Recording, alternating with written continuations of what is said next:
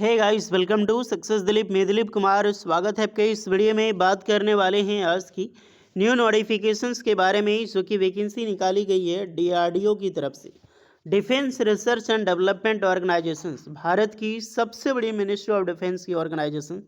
यहाँ से all India student के लिए अप्रेंटिसशिप के लिए वैकेंसीज निकाली गई है, जो कि एक ITI pass out and diploma pass out के कैंडिडेट अप्लाई कर सकते हैं। ना ना ना, अप्रेंटिसशिप सुन के भागने का नहीं, क्योंकि जुलाई में अगर आपने वैकेंसीज में देखा होगा, जितने भी पीएसयू डिपार्टमेंट है या फिर जो बड़ी बड़ी लीडिंग सेंट्रल गवर्नमेंट कंपनियां से जो टोटली मिनिस्ट्री ऑफ डिफेंस या मिनिस्ट्री ऑफ होम अफेयर्स के अंडर में आती है, उसमें सारी जो वैकेंसी निकल रही है एनएससी के बेसिस पे ही निकल रही है। एक मैं बहुत एग्जांपल देता हूँ, भेल भारत हैवी इलेक्ट्रिकल्स लिमिटेड, 8 साल बाद वैकेंसी आई है, लेकिन अप्लाई कौन कर सकता है? जिसने अप्रेंटिसशिप किया हो।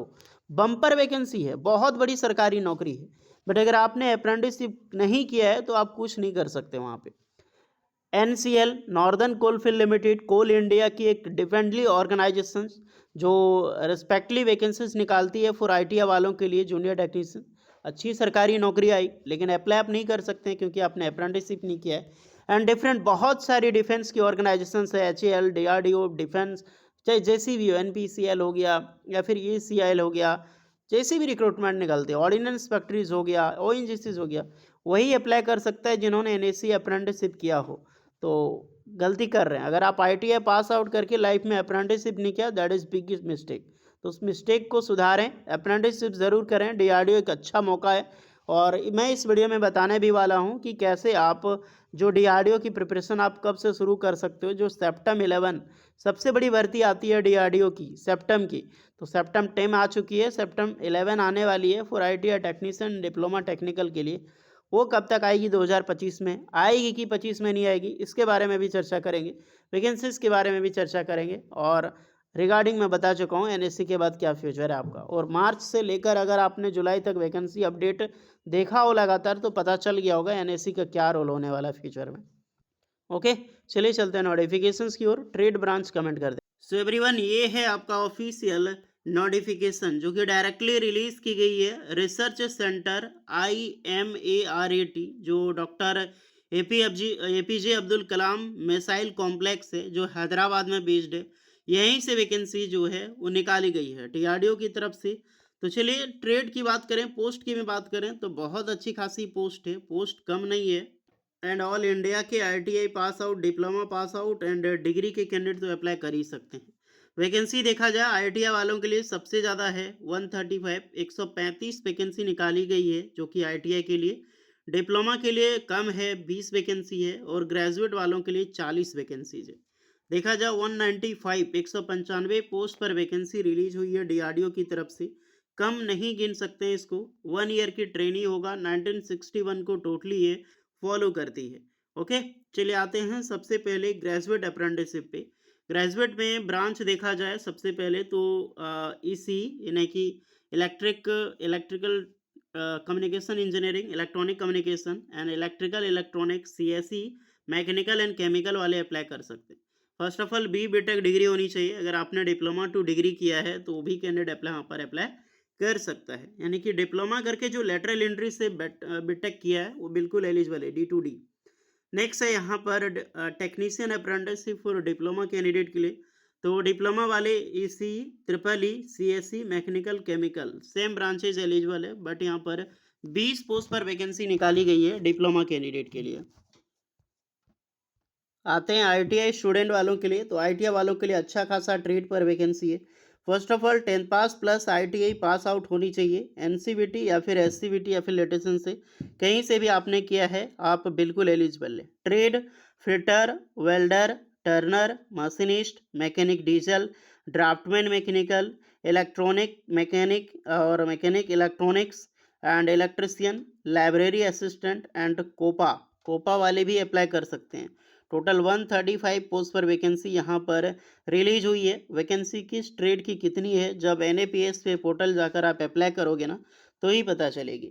एज पर गवर्नमेंट नॉर्मल के अनुसार जो आपकी गेजेटेड डेट है 25 सितंबर 2019 के अकॉर्डिंग, जो स्टापन क्लियर किया गया था, वो यहाँ पर मिलती है। तो मिलती कितनी है? डिप्लोमा वालों के लिए यहाँ पर देखा जाए, आईटीआई स्टूडेंट के लिए 8,050 रुपये, किसी को 7,700 मिलती है, डिप्लोमा वालों के लिए 8,000 मिलती है और ग्रेजुएशंस वालों को यहाँ पर 9,000 मिलती है।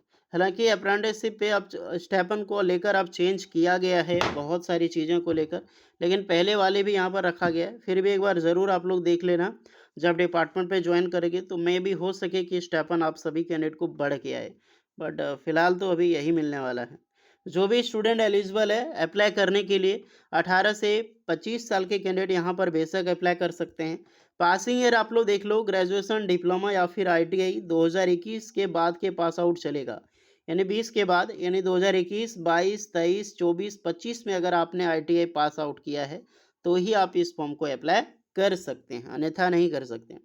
रिसर्च सेंटर इमरठ के देखें तो ये आपका कोड है नेट्स। जो डिप्लोमा वाले अप्लाई करेंगे ना, उनके लिए अलग यहाँ पर नेट्स पोर्टल पे, एमएचआरडी नेट्स पोर्टल पे जाकर अप्लाई करना है। और आईटीआई वालों के लिए यहाँ पर अप्रेंटिसशिप पोर्टल पे जाकर अप्लाई करना है। ये एस्टेब्लिशमेंट कोड है, तो डायरेक्टली कोड एंटर कीजिएगा और अपना ट्रेड के अकॉर्डिंग यहाँ पर अप्लाई कर लेना। Selection procedure totally merit base पे होगा, तो सिलेक्शन जो आपका मार्क्स है उसी के बेसिस पे होगा, कोई इंटरव्यू नहीं होता, मार्क्स होगा। और आपके ईमेल पे आपको सूचना मिल जाएगी शॉर्टलिस्ट की, आप शॉर्टलिस्टेड हो चुके हैं। अब आपको डॉक्यूमेंट वेरिफिकेशन के लिए आना है, तो रिलेवेंट डॉक्यूमेंट्स को कैरी करके आपको विजिट करना है हैदराबाद, जहाँ पे आपको बुलाया जाएगा। एंड कॉपी आधार सीडेड होनी चाहिए। बैंक जो है पासबुक आपका, स्टेटमेंट भी लगता है, तो आधार से आप अपना बैंक पासबुक सीड करवा लेना, तो ये ज़रूरी है आजकल की डेट में। Okay, medical certificate and 2 passport size photograph ये रखना, 4 ले जाना मेरी तरफ से, 2 आप एक्स्ट्रा ले जाना। ओके, सेलेक्टेड कैंडिडेट को ही पुलिस वेरिफिकेशन सर्टिफिकेट की ज़रूरत यहाँ पर पड़ेगी डियर। ओके, इंस्ट्रक्शंस कुछ दिया गया है, आप चाहे इसको रीड कर सकते हैं कि जाने आने के लिए भाड़ा जो है वो डीआरडीओ नहीं देगी, आपको खुद देना है। तो यही सब नॉर्मल चीज़ बताया गया है। लास्ट डेट है 26 अक्टूबर 2025, याद रहे। तो 26 अक्टूबर 2025 से पहले आप जाकर अप्रेंटिसशिप पोर्टल से जाकर अप्लाई कर देना। अब आते हैं आईटीआई स्टूडेंट के लिए, डीआरडीओ से अप्रेंटिसशिप आपने कर लिया, इसका बेनिफिट आपको कहाँ कहाँ मिलेगी? तो पहले मैं ये बता दूं, एक चीज़ बहुत बड़ा अपडेट है आजकल की डेट में, कि इंडिया में जो मिसाइल्स हो गया, जो एयरक्राफ्ट हो गया, गोला बारूद, जो पहले गोला बारूद डीआरडीओ बनाती थी, बीडीएल बनाती थी, उस प्रकार जो हमारा डीआरडीओ मिसाइल बनाती है, एचएएल हेलीकॉप्टर बनाती थी, वो सब अब जो है जितने भी हमारा गवर्नमेंट क्या करने वाली है, प्राइवेट को ऑफर देने वाली है। यानी कि जो कंपनी गवर्नमेंट काम कर रही थी वो तो करेगी, उसके लिए नो डाउट है, लेकिन उससे भी ज़्यादा काम आप गवर्नमेंट क्या कर रही है, प्राइवेट को देगी, तो प्राइवेट खुद से ओन करेगी। यानी कि मिसाइल भी अब प्राइवेट बनाएगी। पहले ये अथॉरिटी नहीं थी प्राइवेट के पास, क्योंकि पीएसओ से अथॉरिटी लेना पड़ता था, पीएसओ अथॉरिटी नहीं देता था। अब क्या है कि प्राइवेट ऑर्गेनाइजेशंस बनाएगी, जैसे कि TSL, Tata advance system, Adani defence हो गया, रिलायंस बनाती है, डिफरेंट डिफरेंट बहुत सारी अब नई कंपनीज, फॉरेन कंपनी भी इंडिया मर्ज करेगी। बिकॉज क्या है कि गवर्नमेंट अथॉरिटी दे चुकी है कि अब प्राइवेट कंपनी भी, यानी जो निजी कंपनी है, वो एमुनेशन बना सकता है, गोला बारूद, एयरक्राफ्ट, युद्धक टैंक वगैरह। तो ये गुड न्यूज़ भी है और बैड न्यूज़ भी है। तो जब आप डीआरडीओ से अप्रेंटिसशिप करोगे ना, तो जो बड़ी बड़ी प्राइवेट कंपनी आने वाली है, बड़ी बड़ी प्राइवेट कंपनी जो एमुनेशन बनाएगी, वहाँ बम्पर हायरिंग चलेगी, तो वो सब में आपको बहुत ज़्यादा बेनिफिट देखने को मिलेगी और इमीजिएटली हायरिंग होगी आपकी, बिकॉज आप डीआरडीओ से ट्रेनिंग ले चुके हो। तो ये चीज़ें आने वाले कुछ सालों में बदलने वाला है, कुछ सालों में नहीं, जस्ट 2025 खत्म होगा और सब चीज़ चेंज होने वाला है एमुनेशंस को लेकर। ओके, ये चीज़ जो हुआ वो देश के लिए बढ़िया है, बट गवर्नमेंट जॉब के लिए बहुत बुरा है, क्योंकि गवर्नमेंट जॉब वैसे ही बहुत कम आपको देखने को मिलेगी अब आते हैं डीआरडीओ सेप्टम 11 की वैकेंसीज को लेकर, क्योंकि जो टेक्नीशियन की वैकेंसी एंड टेक्निकल असिस्टेंट की जो रिक्रूटमेंट निकलती है डीआरडीओ की, आईटीआई डिप्लोमा वालों के लिए, वो कब तक आएगी? देखिए, डीआरडीओ में बम्पर भर्ती निकालने को तैयार है, वैकेंसी कभी भी आ सकती है आपकी। जी हाँ, सेप्टम 11 की वैकेंसी डीआरडीओ निकाल सकती है। और वैसे देखा जाए तो नवंबर से दिसंबर तक आपको कोई ना कोई सूचना मिल जाएगी डीआरडीओ की तरफ से। और रही एमटीएस की, तो एमटीएस की वैसे कोई इंटरनल नोटिफिकेशन या सूचना नहीं है, बट सेप्टम की ज़रूर वैकेंसी यहाँ पर निकलने वाली है एक आईटीआई डिप्लोमा वालों के लिए। तो तैयारी शुरू कर दो आप लोग, बिकॉज दिसंबर तक वैकेंसीज आने की पॉसिबिलिटी है। पॉसिबिलिटी मतलब क्या है, एक चांस है, आ सकता है, जो कि 80% चांस है ये भी। अगर बाई चांस कोई डिले हुआ इधर उधर से लेकर, तो जनवरी में आपकी कंफर्म है।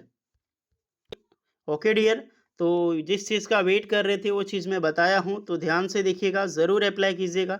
और जो अप्रेंटिसशिप करना चाहते हैं, अगर फ्यूचर में बनाना चाहते हैं अपनी भविष्य, तो ज़रूर कर लेना लाइफ में, बिकॉज़ एमनेशंस कंपनी अब बहुत सारी होने वाली है इंडिया में। ओके, कोई डाउट है तो इस पे कमेंट करके बताना। मिलते हैं नेक्स्ट वीडियो में, तब तक के लिए जय हिंद।